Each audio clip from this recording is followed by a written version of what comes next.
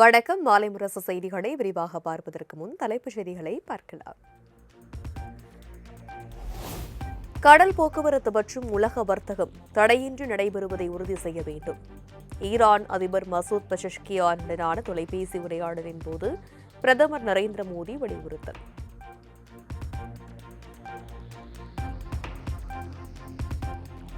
தங்கள் நாட்டின் மீது தரை வழியாக அத்துமீறி தாக்குதல் நடத்தினால் கடும் விளைவுகளை சந்திக்க நேரிடும். மேற்கு ஆசியா மற்றும் வளைகுடா பிராந்தியங்களில் நிலவி வரும் போர் பதற்றத்தை அடுத்து அமெரிக்காவுக்கு ஈரான் எச்சரிக்கை.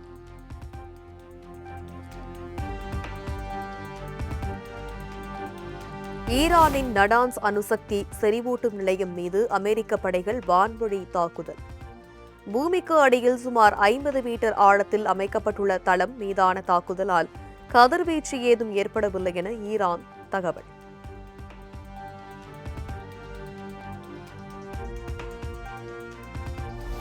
ஈரான் மீதான தாக்குதல்கள் வரும் வாரத்தில் மேலும் அதிகரிக்கக்கூடும்.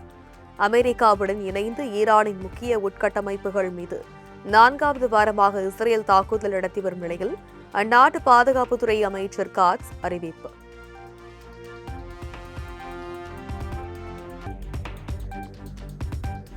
நாட்டில் வணிக சிலிண்டர் தட்டுப்பாட்டை போக்கும் வகையில் வரும் 23ஆம் தேதி முதல் எல்பிஜி ஒதுக்கீடு மேலும் 20% அதிகரிப்பு.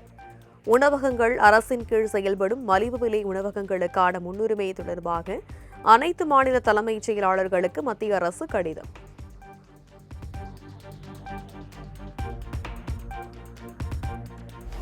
ஐந்து மாநில தேர்தல்களுக்கு பிறகு பெட்ரோல், டீசல் மற்றும் எரிவாயு சிலிண்டர் விலையை மத்திய அரசு உயர்த்திவிடும். எரிபொருள் பிரச்சினையை எதிர்கொள்ள தேவையான எந்த ஒரு திட்டமிடலும் மோடி அரசிடம் இல்லை என்றும் ராகுல் காந்தி விமர்சனம்.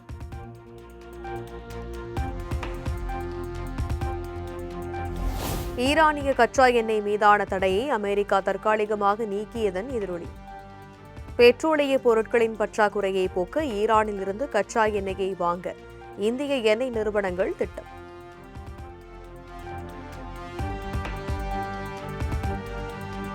ஈரான் இஸ்ரேல் போர் சூழல் விமான போக்குவரத்தில் பாதிப்பை ஏற்படுத்தினாலும் பயணிகளிடையே எந்த தாக்கத்தையும் ஏற்படுத்தாது. விமான டிக்கெட் உயர்வால் பயணிகள் பாதிக்காத வகையில் நடவடிக்கை மேற்கொள்ளப்பட்டு வருவதாக மத்திய அமைச்சர் ராம்மோகன் தகவல்.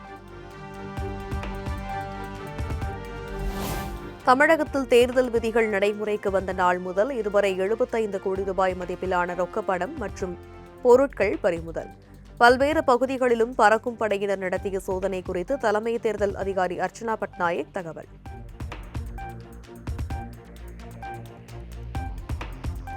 தமிழ்நாடு சட்டமன்ற தேர்தலுக்கான ஏற்பாடுகளை தீவிரமாக மேற்கொண்டு வரும் தேர்தல் ஆணையம். வாக்குச்சாவடி மையம் மற்றும் வாக்கு எண்ணிக்கை மையங்களில் மேற்கொள்ளப்படும் பாதுகாப்பு ஏற்பாடுகள் குறித்து தமிழ்நாடு தலைமை தேர்தல் அதிகாரி ஆலோசனை.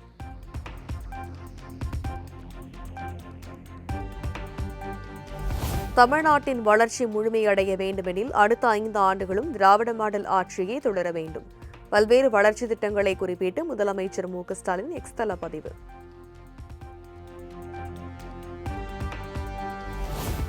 மத்திய அமைச்சர் பியூஷ் கோயல் ஞாயிற்றுக்கிழமை அல்லது திங்கட்கிழமை சென்னை வரவுள்ளதாக தகவல். அதிமுக கூட்டணி தொகுதி பங்கீட்டில் தொடர்ந்து இழுபறி நீடித்து வரும் நிலையில் கூட்டணி கட்சித் தலைவர்களுடன் பேச்சு நடத்த உள்ளதாக தகவல்.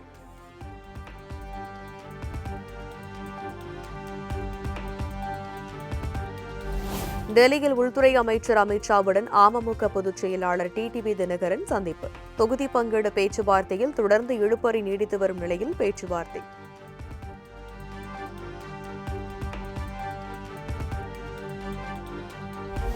டெல்லி வர்சஸ் தமிழ்நாடு என பேசி இனியும் தமிழக மக்களை திமுகவால் ஏமாற்ற முடியாது. நாங்கள் டெல்லி வந்தாலே முதலமைச்சர் மு.க.ஸ்டாலினுக்கு பயம் வந்து விடுவதாகவும் அமமுக பொதுச் செயலாளர் டிடிவி தினகரன் பேட்டி.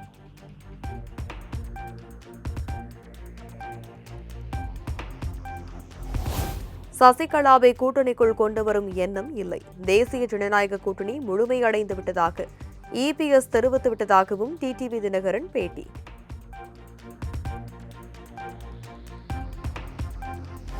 புதுச்சேரி சட்டமன்ற தேர்தலில் போட்டியிடும் 9 பேர் கொண்ட பாஜக வேட்பாளர்கள் பட்டியல் வெளியீடு. மண்ணாடிப்பட்டில் நமச்சிவாயம், மனவெளியில் செல்வம் வேட்பாளர்களாக அறிவிப்பு.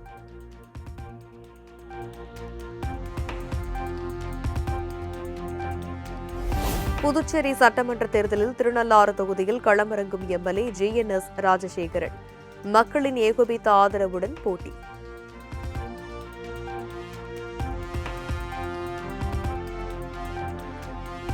புதுச்சேரி தேசிய ஜனநாயக கூட்டணியில் அதிமுக போட்டியிடும் 2 தொகுதிகள் அறிவிப்பு. உப்பளம் மற்றும் உருளையன்பேட்டை தொகுதிகளில் அதிமுக வேட்பாளர்கள் போட்டியிட உள்ளதாக மாநில செயலாளர் அன்பழகன் பேட்டி.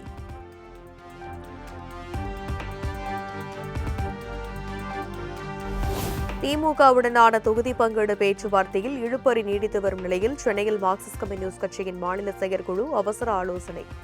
கடந்த முறை 6 தொகுதிகளில் போட்டியிட்ட நிலையில் இம்முறை 5 தொகுதிகளை மட்டுமே வழங்க திமுக முன்வந்ததால் அதிருப்தி. மார்க்சிஸ்ட் கம்யூனிஸ்டை பொறுத்தவரை கூட்டணி நலனுக்கு எதிராக ஒரு நாளும் செல்ல மாட்டார்கள். கூட்டணியில் விரைவில் அவர்கள் சுமூகமான தீர்வை காண்பார்கள் என நம்புவதாக விசிக தலைவர் திருமாவளவன் பேட்டி.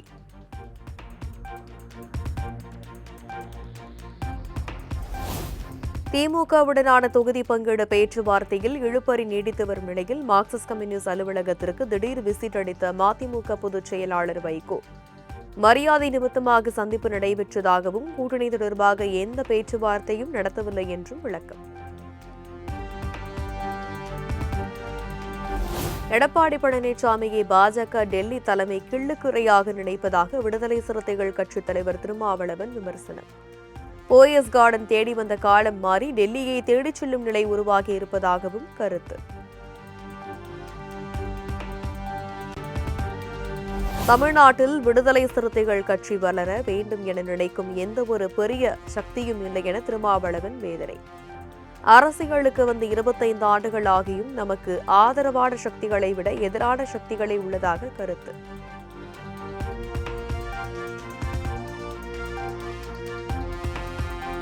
மக்கள் நல கூட்டணியில் இருந்தபோதாவது 25 தொகுதிகள் கிடைத்தது. ஆனால் திமுகவில் தற்போது சொற்ப தொகுதியே கிடைக்கும் என திருமாவளவன் பேச்சு. மக்கள் நல கூட்டணி சார்பில் கடந்த தேர்தலில் அரக்கோணம் தொகுதியில் விசிக தோல்வியடைந்ததற்கு உள்ளூரைச் சேர்ந்தவர் அல்லாமல் வெளியிலிருந்து ஆட்களை இறக்கியதே காரணம் என திமுக தரப்பில் சொன்னதாக பேச்சு.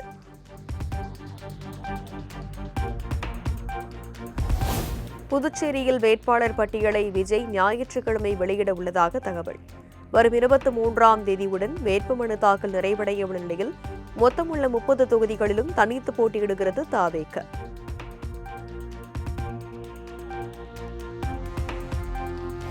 சமத்துவ மக்கள் கட்சியை கலைத்துவிட்டு பாஜகவில் இணைந்த சரத்குமார் அதிருப்தியில் இருப்பதாக தகவல். தனது ஆதரவாளர்கள் 2 பேருக்கு சீட் வழங்குமாறு விடுத்த கோரிக்கையை பாஜக நிராகரித்ததால் ஞாயிற்றுக்கிழமை முக்கிய நிர்வாகிகளுடன் ஆலோசனையில் ஈடுபட உள்ளதாக தகவல்.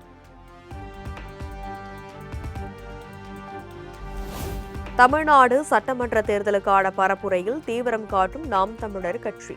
திங்கட்கிழமை திருத்தணியில் பரப்புரையை தொடங்குகிறார் நாம் தமிழர் கட்சி தலைமை ஒருங்கிணைப்பாளர் சீமான்.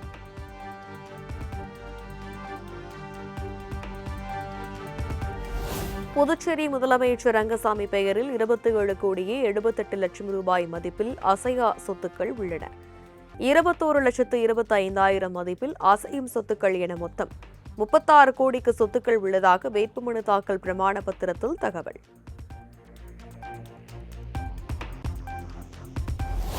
புதுச்சேரி ஊசுடு தொகுதி பாஜக அலுவலகத்தை சாய் சரவணகுமார் எம்எல்ஏவின் ஆதரவாளர்கள் முற்றுகையிட்டதால் பரபரப்பு. தேர்தலில் போட்டியிட மீண்டும் வாய்ப்பு வழங்காததை கண்டித்து கடும் வாக்குவாதம்.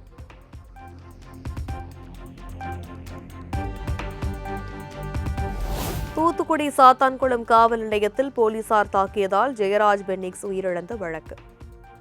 மிகுந்த எதிர்பார்ப்புக்கு இடையே வரும் திங்கட்கிழமை தீர்ப்பளிக்கிறது மதுரை மாவட்ட கூடுதல் அமர்வு நீதிமன்றம்.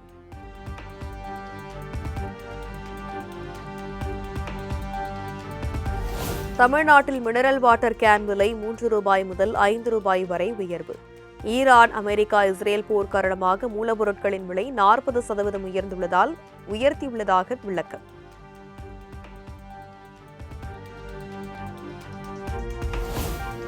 வணிக சிலிண்டர் தட்டுப்பாடு காரணமாக திருவண்ணாமலை கோயிலில் இலவச லட்டு பிரசாத விநியோகம் நிறுத்தம்.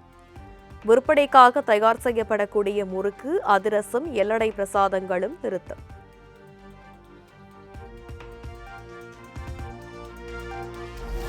திருப்பரங்குன்றம் மலை மீதுள்ள சிக்கந்தர் தர்காவிற்கு தொழுகைக்கு சென்ற இஸ்லாமியர்களுக்கு கட்டுப்பாடுகள் விதித்ததால் பரபரப்பு. விவரங்களை சரிபார்த்து ஒவ்வொருவராக செல்ல வேண்டும் என கூறியதால் போலீசாருடன் வாக்குவாதம்.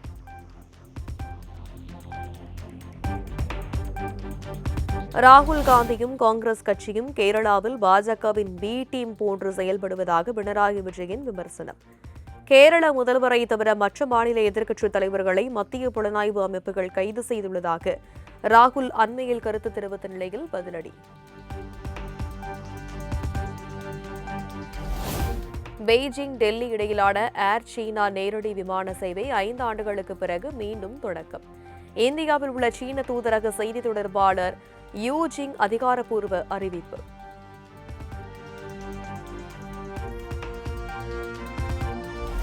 ஆசிய கோப்பை பெண்கள் கால்பந்து போட்டியில் சாம்பியன் பட்டத்தை கைப்பற்றியது ஜப்பான்.